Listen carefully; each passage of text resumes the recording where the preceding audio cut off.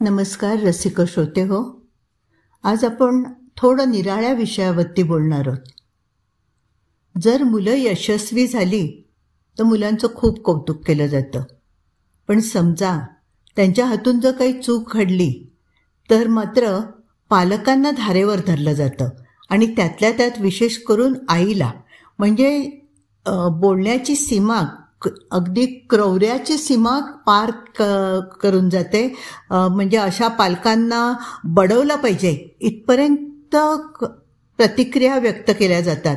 एका मुलाची एखादी चूक झाली तर त्याचे पालक पूर्णतः दोषी कसे ठरतात आणि ह्यामुळे काय होतं, पालकांवरती जबरदस्त ताण येतो की आपल्या मुलाने अजिबात चुकता कामा नये.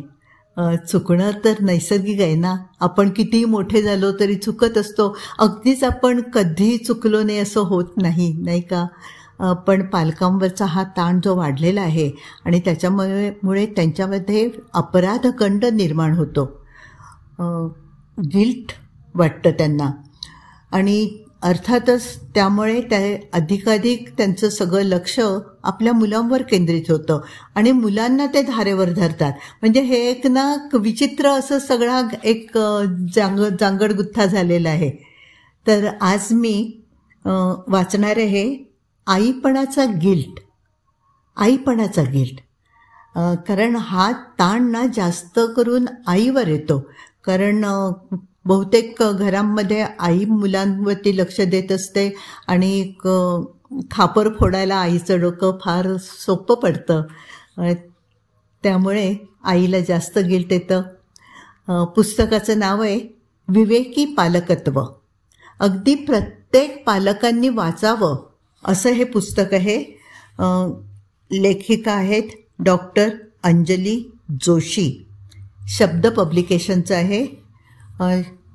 नवीन जे पालक आहेत, म्हणजे ज्यांची मुलं लहान आहेत, पालकत्वाचा नवा अनुभव घेत आहेत, त्यांच्यासाठी हे पुस्तक अत्यंत उपयुक्त आहे. मी आज वाचणार आहे आईपणाचा गिल्ट. पुन्हा सांगते, आईपणाचा गिल्ट. लेखिका डॉक्टर अंजली जोशी. पुस्तकाचं नाव विवेकी पालकत्व. ऐकूया. अलीकडेच झालेल्या अमेरिकेतील एका पाहणीत मातृत्वाशी निगडीत भावनांचा शोध घेतला गेला. त्यामध्ये एक आश्चर्यकारक बाब नजरेस आली. या पाहणीचे निष्कर्ष न्यूयॉर्कमधील मानसशास्त्रज्ञांच्या परिषदेमध्ये नंतर मांडलेही गेले. या पाहणीत असं आढळून आलं होतं की मातृत्वाशी निगडीत आनंद, समाधान, साफल्य, वैफल्य, विषण्णता, क्रोध अशा वेगवेगळ्या भावना आधुनिक मातांमध्ये आढळून आल्या होत्या. किंबहुना या भावनांबाबत त्यांच्यामध्ये बरीच भिन्नताही होती.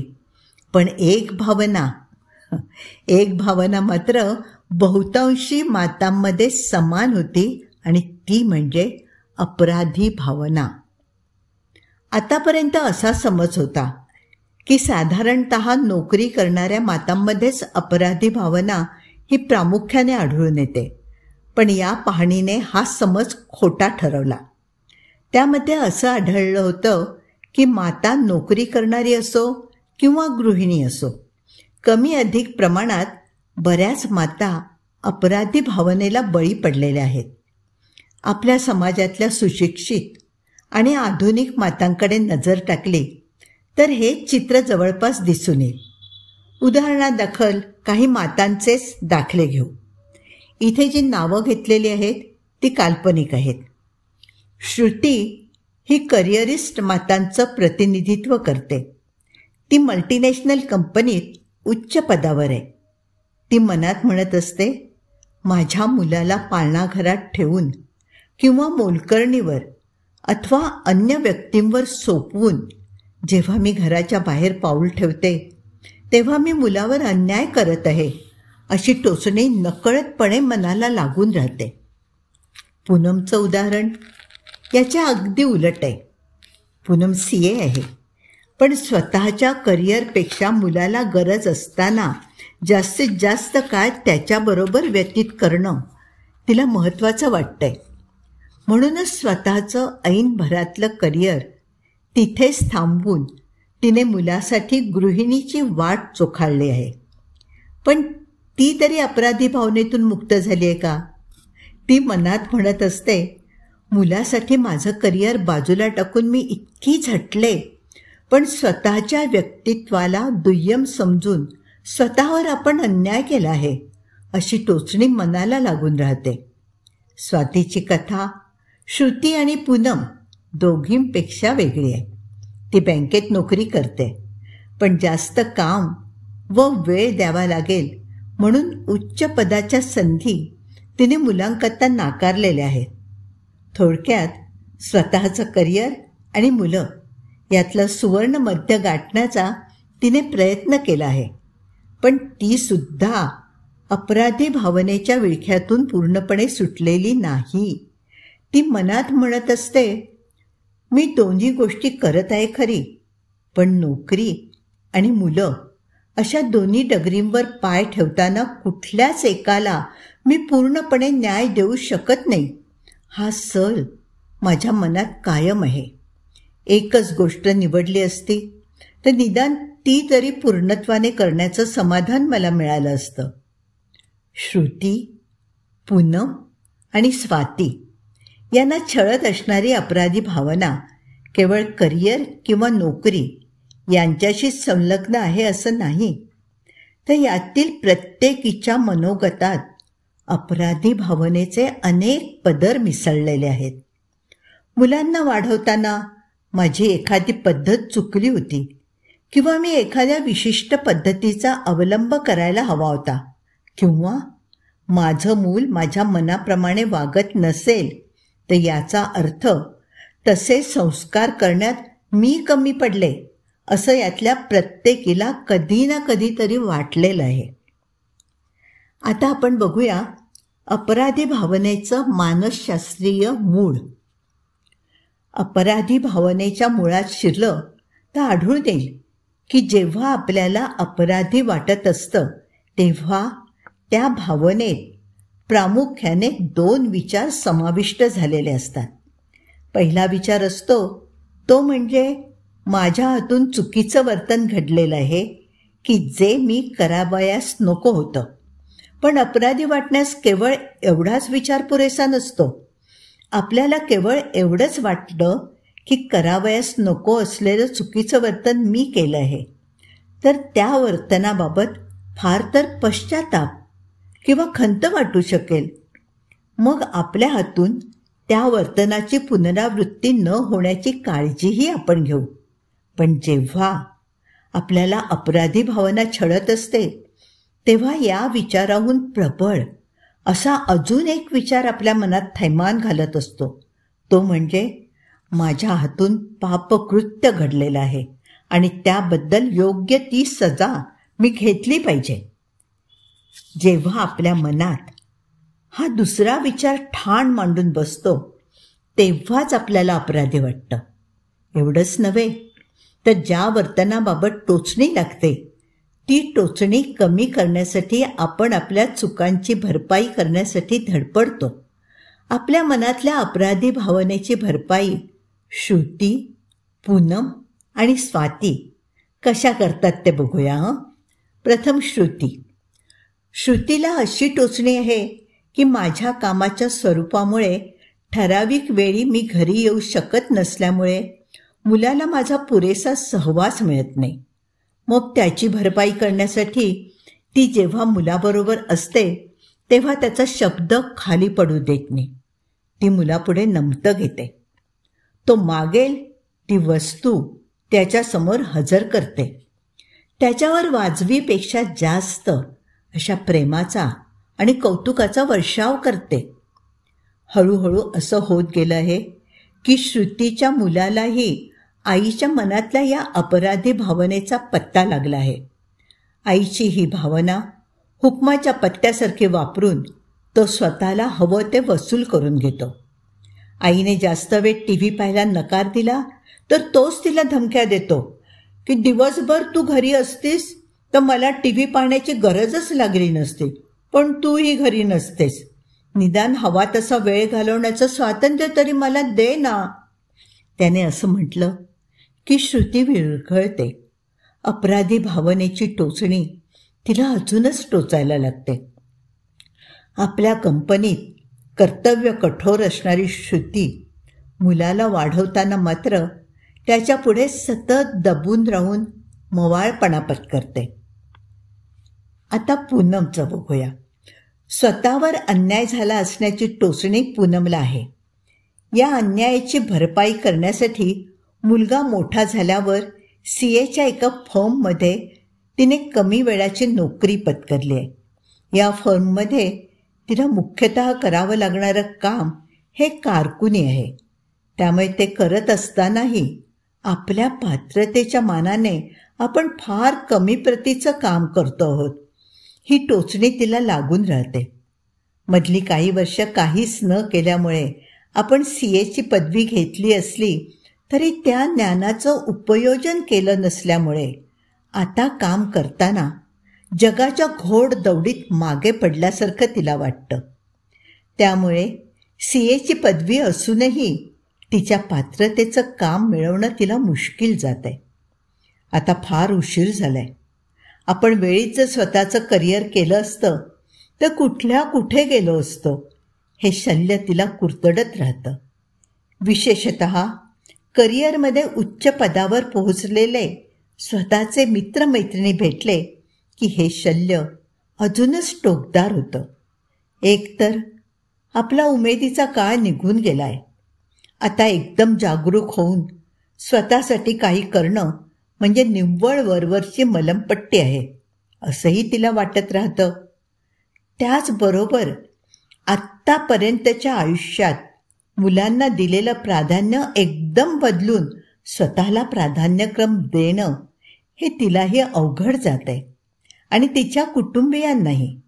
गुणवत्ता व पात्रता हे दोन्ही असूनही पूनम न्यूनगंड, विषण्णता, कमी आत्मविश्वास या भावनांनी पछाडलेली आहे. आता राहिली स्वाती. स्वातीची टोचणी दोन्ही बाजूंची आहे. आपण स्वतःवर व मुलांवर असा दोहोंवर अन्याय केला आहे अशी टोचणी तिला लागून राहिली आहे. या अन्यायाची भरपाई करणं आपल्या नियंत्रणापलीकडचं आहे असं तिला वाटतं आणि भरपाई न झाल्यामुळे ती स्वतःला अधिक कठोरपणे बोल लावत आहे. आपण आयुष्यात काहीच धडपणे करू शकलो नाही. आपलं आयुष्य नुसतंच ओघळून गेलं अशी रितेपणाची, निरर्थकत्वाची भावनाही अपराधी भावनेच्या जोडीने तिच्या मनावर स्वार झालेली आहे. जीवनाबद्दलचा तिचा उत्साहच आटून गेलाय. त्यामुळे ती निरुत्साह, चैतन्यहीनता व असहायता या भावनांच्या तावडीत सापडली आहे. श्रुती, पूनम, स्वाती या तिघीही जेव्हा स्वतः घेतलेल्या निर्णयांचा विचार करतात तेव्हा बाह्य परिस्थिती किंवा इतर लोकांमुळे आपण मुलांबाबत किंवा स्वतःबाबत विशिष्ट गोष्टी करू शकलो नाही असं त्यांना प्रकर्षाने वाटत राहतं. असे विचार मनात आले की परिस्थिती व इतर लोकांबाबतचा राग, द्वेष आणि विखार त्यांच्या मनात धुमसत राहतो. परंतु हे समर्थन दिलं तरी मनाच्या तळाशी असलेली अपराधी भावना लुप्त होत नाही. कारण आपल्यापेक्षाही प्रतिकूल परिस्थितीतून पुढे गेलेल्या व्यक्ती आजूबाजूला पाहताना प्रतिकूल परिस्थितीला बळी न पडण्याचा पर्याय आपण स्वीकारू शकलो असतो, परंतु स्वीकारला नाही. ही अपराधी भावना त्यांच्या मनामध्ये खदखदत राहते. मग त्या अनेक वेळेला उगाचच चिडचिड करतात, वैतागतात, स्वतःची रडकथा गात बसतात किंवा कुरकुरत राहतात. मानसिक शांती मिळवण्यासाठी श्रुती, व्यायाम, योगासनं अशा शिबिरांना नियमितपणे हजेरी लावते. पूनमने एका आध्यात्मिक संप्रदायाचा आश्रय घेतलाय तर स्वातीने मैत्रिणींचं एक मंडळ स्थापन केलं आहे. मानसिक शांतीसाठी शोधून काढलेल्या मार्गांचा त्या आसरा घेतात तेव्हा त्यांना तात्पुरतं बरं वाटतं. त्या विशिष्ट वातावरणात असेपर्यंत प्रभावही जाणवतो, पण परत नेहमीच्या वातावरणात आल्यानंतर तो प्रभाव ओसरून जातो आणि मनातली अपराधी भावना नव्याने हजर होते. याचं कारण असं आहे की हे सर्व उपाय तात्पुरते आणि वरवरचे आहेत. त्यामुळे या सर्व मार्गांनी त्यांचं स्वतःवरचं लक्ष थोडंफार विचलित होतं, पण या भावनेच्या मुळाशी असलेला दृष्टिकोन उखडला जात नाही. त्यामुळे विचलित करणारी ती क्रिया संपली की अपराधी भावना परत डोकं वर काढते. या भावनेपासून स्वतःची मुक्तता कशी करावी हेच त्यांना कळेन असं झालं आहे. अपराधी भावनेमागे कोणते अविवेकी दृष्टिकोन असतात ते आता आपण पाहूया. या सर्व मातांचे अपराधी सूर इतके व्यापक आहेत की जणू काही मातृत्वातच अपराधी भावना अंतर्भूत असावी असं चित्र निर्माण व्हावं. पण खोलात विचार केला तर आढळून येईल की मातृत्वातच अपराधी भावना अंतर्भूत नसून मातृत्वाकडे पाहण्याचा त्यांचा जो दृष्टिकोन आहे तोच या अपराधी भावनेला जन्म देत आहे. कुटुंब आणि मुलांच्या संगोपनाची जबाबदारी सर्वस्वी आईचीच आहे. हा दृष्टिकोन या मातांच्या मनात एवढा खोलवर रुजलेला आहे की कुटुंबाच्या देखभालीत किंवा मुलांच्या वागणुकीत यत्किंचितही उणेपणा आला तरी तो संपूर्णतः आपलाच दोष आहे असं समजून त्या स्वतःला अपराधी ठरवतात. हा दृष्टिकोन केवळ मातांच्याच मनात आहे असं नाही, तर वडिलांच्या मनातही तो तितक्याच प्रबळपणे रुजलेला आहे. कुटुंब आणि मुलांच्या संगोपनास सर्वस्वी आईच जबाबदार आहे. या दृष्टिकोनामुळे वडील या जबाबदारीमध्ये कमी पडले तरी त्यांना अपराधी वाटून घेण्याचा प्रश्नच उद्भवत नाही. म्हणूनच ज्या मानाने मातांमध्ये सार्वत्रिकपणे अपराधी भावना आढळून येते त्या मानाने वडिलांमध्ये ही भावना आढळून येण्याचं प्रमाण अत्यंत नगण्य आहे. श्रुती, पूनम आणि स्वातीच्या मनातही या दृष्टिकोनाचा पगडा इतका जबरदस्त आहे की आपल्या मुलांच्या संगोपनाच्या कर्तव्यात आपण अजिबात कमी पडत नाही हे सिद्ध करण्याची आवश्यकता त्यांना वाटत राहते. आणि हीच आवश्यकता अजून एका नवीन अविवेकी दृष्टिकोनाला जन्म देते. हा दृष्टिकोन आहे कुटुंब व मुलांच्या संगोपनाचं कर्तव्य आपण उत्तमरित्या पार पाडायलाच हवं, पण त्याच्या जोडीने इतर कर्तव्यही उत्तम प्रकारे पार पाडलीच पाहिजे. त्यामुळे या तिघींनाही एकाच वेळेला सर्वश्रेष्ठ माता व्हायचं आहे, सर्वश्रेष्ठ गृहिणी व्हायचं आहे आणि सर्वश्रेष्ठ करिअरिस्ट पण व्हायचं आहे. अशा असामान्य अपेक्षा स्वतःकडून ठेवताना स्वतःच्या माणूसपणाचा त्यांना विसर पडला आहे. एका व्यक्तीला एका वेळी या सर्व भूमिका उत्तमपणे निभावून नेणं ही अपेक्षा केवळ अविवेकीच नाही तर मानवी सामर्थ्याच्या पलीकडची आहे, स्वतःवर अन्याय करणारी आहे. जर आपण करिअर, नोकरी किंवा मुलं यापैकी एका पर्यायाला प्राधान्य दिलं असेल तर दुसरी भूमिका निभावून नेताना काही चुका होणं, काही गोष्टी दुर्लक्षित राहणं साहजिकच आहे.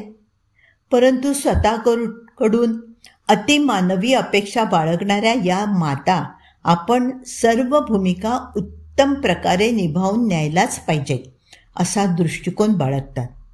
परंतु आटोकाट प्रयत्न करूनही काहीतरी चुका होतातच. त्या झाल्यावर स्वतःच्या प्रमादशीलतेचा स्वीकार न करता स्वतःला त्या अपराधी समजतात. ज्यांनी करिअर किंवा मुलं यापैकी एका पर्यायाला प्राधान्य दिलं आहे अशा श्रुती आणि पूनमसारख्या मातांवरचं दडपण तर अजूनच जास्त आहे, कारण त्यांच्या मनात अजून एक अविवेकी दृष्टिकोन ठाण मांडून बसलाय. तो म्हणजे दुसऱ्या पर्यायाची किंमत देऊन जर मी एक पर्याय निवडला आहे तर निदान त्या एका पर्यायात तरी मी स्वतःचं सर्वश्रेष्ठत्व सिद्ध केलंच पाहिजे. त्यामुळे श्रुती जेव्हा कामावर जाते तेव्हा मुलापेक्षा मी करिअरला प्राधान्य दिलं आहे, तेव्हा तिथे तरी मी वरवर चढत गेलंच पाहिजे ही कल्पना तिच्या मनात धुमाकूळ घालते. त्यामुळे काम करतानाही माझ्या कामात कणभरही कसूर राहताच कामा नये हे दडपण तिला क्षणोक्षणी येत राहतं. त्यामुळे कामातला आनंदच हिरावून बसण्याची पाळी तिच्यावर आलेली आहे.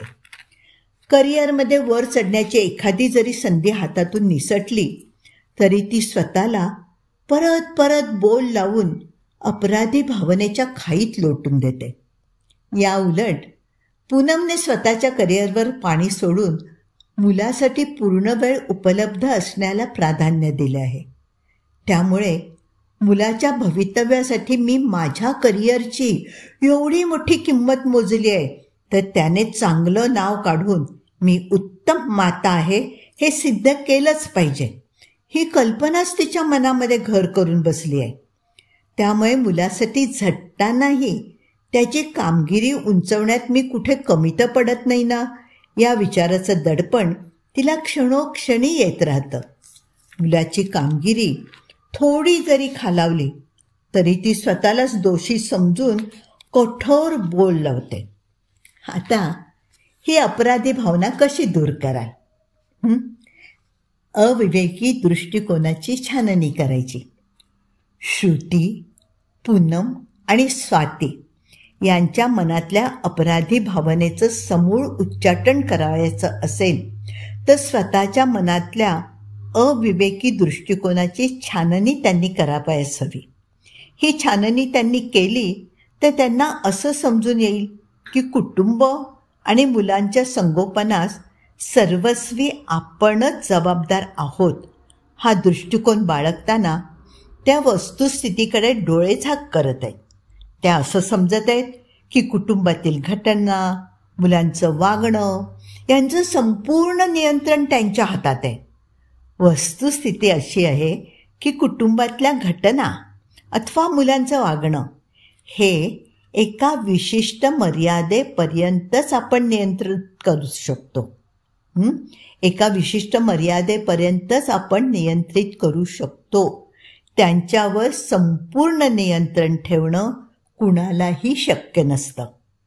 या वस्तुस्थितीचा जर त्यांनी स्वीकार केला तर कुटुंबाबाबत किंवा मुलांबाबत घडणाऱ्या प्रत्येक विपरीत घटनेबाबत सर्वस्वी स्वतःला जबाबदार ठरवून अपराधी मानण्याच्या भावनेपासून त्या स्वतःची मुक्तता करतील. त्याऐवजी असा विवेकी दृष्टिकोन बाळगतील की कुटुंब आणि मुलांच्या संगोपनाची जबाबदारी माझ्यावर असली तरीही घडणाऱ्या प्रत्येक घटनेला सर्वस्वी मी जबाबदार नाही. स्वतःचा बिनशर्त स्वीकार करणं. श्रुती, पूनम आणि स्वाती यांनी स्वतःचा माणूस म्हणून बिनशर्त स्वीकार केला तर त्यांच्या मनातली अपराधी भावना दूर होऊ शकेल. त्यांच्या आत्मस्वीकारात मुख्य अडथळा येतो आहे तो त्यांनी स्वतःवर लादलेल्या अटींचा. त्या मनाशी असं म्हणत आहेत की जर मी एका किंवा सर्व क्षेत्रात सर्वश्रेष्ठ असले तरच स्वतःबाबत समाधानी राहील. अशी असामान्य अट स्वतःवर लादून न घेता स्वतःचा बिनशर्त स्वीकार केला तर स्वतःच्या अपूर्णत्वाची खंत त्या बाळगणार नाही. स्वतःला बोल लावून स्वतःचा निर्दयपणे छळही करणार नाही. जेव्हा आपल्या हातून घडलेल्या चुकीच्या वर्तनाबाबत आपण संपूर्ण स्वला पणाला लावतो तेव्हाच आपल्या मनात अपराधी भावना निर्माण होते. उदाहरणार्थ, आईने पार पाडायच्या कर्तव्यात जर मी कमी पडले तर याचा अर्थ मी संपूर्णपणे कुचकामी आहे असा शिक्का आपण स्वतःवर मारून घेतला तर अपराधी भावना आपल्याला कुरतडत राहील. या उलट आपल्या कर्तव्यात कमी पडल्याबद्दल आपण आपल्या संपूर्ण व्यक्तित्वावर शिक्का न मारता केवळ माझं हे एक विशिष्ट वर्तन चुकीचं होतं अशा दृष्टिकोनातून विचार केला तर त्या वर्तनाबाबत आपणाला खंत वाटेल, परंतु अपराधी वाटणार नाही. कारण व्यक्ती म्हणून आपल्याला सुधारणेला अजून वाव आहे असं समजून आपण स्वतःकडे अधिक क्षमाशीलतेने पाहू. श्रुती, पूनम आणि स्वाती यांच्या बाबतीत समजा असं मान्य केलं की जीवनातल्या कुठल्या पर्यायाला प्राधान्य द्यायचं हा त्यांचा निर्णय सपशेल चुकलेला आहे. परंतु अशा वेळीही आपल्या वर्तनात कमतरता राहिली असेल, पण व्यक्ती म्हणून आपण कमी नाही असा दृष्टिकोन त्यांनी बाळगला तर स्वतःच्या प्रमादशीलतेला त्या मोकळेपणाने स्वीकारतील. माणूस हा प्रमादशील प्राणी आहे. चुका करण्याचा आणि त्यातून सुधारण्याचा हक्क प्रत्येक माणसाला आहे. या वस्तुस्थितीचा स्वीकार जर त्यांनी केला तर अपराधी भावनेला त्यांच्या मनात थाराच राहणार नाही. अपराधी भावना नसेल तर भरपाई करण्याची गरजच त्यांना भासणार नाही. अशी गरज भासली नाही तर या सर्वांचं मुलांशी किंवा स्वतःशी वागणं हे जास्तीत जास्त नैसर्गिक होईल. वस्तुस्थितीचा स्वीकार करूया. जीवनात कुठल्या पर्यायाला प्राधान्य द्यायचं हा विचार करताना वस्तुस्थितीचा स्वीकार करणंही तितकंच आवश्यक आहे. वस्तुस्थिती अशी आहे की कुठलाच निर्णय हा निर्दोष नसतो. प्रत्येक निर्णयाला दोन बाजू असतात. प्रत्येक निर्णयात काहीतरी फायदे तोटे असतातच, परंतु केवळ फायद्यांचाच समावेश असलेला निर्णय मला हवा असा अविवेकी दृष्टिकोन आपण बाळगला तर त्या निर्णयाचे तोटे सहन करण्याची आपली मानसिक तयारी राहत नाही. तेव्हा त्या निर्णयाचे तोटे सहन करण्याची वेळ येऊन ठेपते तेव्हा आपण खरं तर दुसराच पर्याय निवडायला हवा होता असं वाटून दोलायमान स्थिती होत राहते. जर कुठलाच निर्णय हा निर्दोष नसतो ह्या वस्तुस्थितीचा स्वीकार आपण केला नाही तर कुठलाही पर्याय निवडला तरी दोलायमान स्थिती होणं अटळ असतं. इतकंच नाही तर आपण पूर्वी चुकीच्या पर्यायाला प्राधान्य दिलं होतं व त्याबद्दल स्वतःला बोल लावलेच पाहिजेत असा नवीन दृष्टिकोन निर्माण होऊन आणखीन एक अपराधी भावना निर्माण होते. दुसरा पर्याय न निवडल्याबद्दल स्वतःला अपराधी ठरवण्याचं चक्र परत परत चालूच राहतं. श्रुती, पूनम आणि स्वाती यांनी जर वस्तुस्थितीचा स्वीकार केला असेल तर आपण पूर्वी घेतलेल्या निर्णयाबद्दल स्वतःला अपराधी समजणं त्या थांबवतील. कारण समजा आपण पूर्वी कितीही चुकीचा निर्णय घेतला असेल तरी घड्याळाचे काटे उलटे फिरवून परत त्या काळात जाऊन निर्णय बदलणं आहे का शक्य? नाही, अगदी अशक्य आहे. या सत्याची त्यांना जाणीव होईल. असं करून निर्णय तर बदलला जाणार नाहीच, पण आपलं मनस्वास्थ्य मात्र आपण विनाकारण बिघडवून घेऊ हेही त्यांना कळून चुकेल. सुखकारक मातृत्वाकडे वाटचाल कशी करायची ते बघूया. मानसशास्त्रज्ञ सांगतात की आपल्या हातून कितीही चुकीचं वर्तन घडलं असलं तरीही स्वतःला अपराधी वाटून घेऊ नका. कारण अपराधी भावना ही सर्वात हानिकारक भावना आहे. आपलं मनस्वास्थ्य ती कणाकणाने कुरतडत राहते आणि संपूर्ण व्यक्तित्वालाच वेठीला धरते. चुकीच्या वर्तनाबाबत अपराधी भावनेऐवजी केवळ पश्चाताप वाटणं आपण स्वतःला शिकवलं तर तसं वर्तन पुन्हा घडू न देण्याची आपण काळजी घेतो. कारण पश्चाताप वाटला तर स्वतःला संपूर्ण दोषी न समजता केवळ चुकीच्या वर्तनावर आपण लक्ष केंद्रित करू शकतो. आधुनिक काळातील मातांनी जर हे लक्षात घेतलं तर आईपणाचा गिल्ट बाळगण्याची त्यांना गरजच भासणार नाही आणि अपराधी भावनेचं ओझं झुगारून दिलेलं त्यांचं मातृत्व त्यांना जास्त सुखकारक वाटू शकेल. लेख इथे संपला आहे. पालकत्व पण आपण नव्याने शिकत असतो. स्वतःला चुकायची संधी देऊया आणि चुका सुधारण्याचं कर्तव्य पण आपण करूया.